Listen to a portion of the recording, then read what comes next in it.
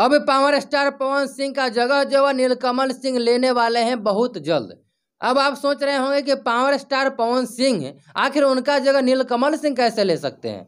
तो आइए खबर विस्तार से बताते हैं। जब आप जानेंगे सुनेंगे इस वीडियो को पुराना तक देखेंगे तो आपको समझ में आ जाएगा कि मैं ऐसा क्यों बोल रहा हूँ कि पावर स्टार पवन सिंह का जगह जो है वह नीलकमल सिंह लेने वाले हैं बहुत जल्द, और नीलकमल सिंह पावर स्टार के नाम से जाने जाएंगे।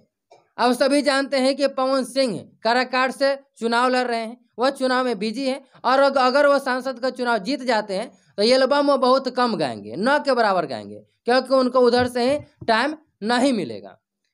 और इस समय जो है नीलकमल सिंह काफ़ी ज़्यादा ट्रेंडिंग में बने हुए हैं। उनका गाना है मरून कलर सरिया, ये गाना पे निरहुआ जी ने भी काम किया है और काफ़ी ये गाना ट्रेंडिंग लिस्ट में ट्रेंड कर रहा है। और इस समय लगातार नीलकमल सिंह का जो गाना है वह लगातार जो है ट्रेंड करते ही जा रहा है।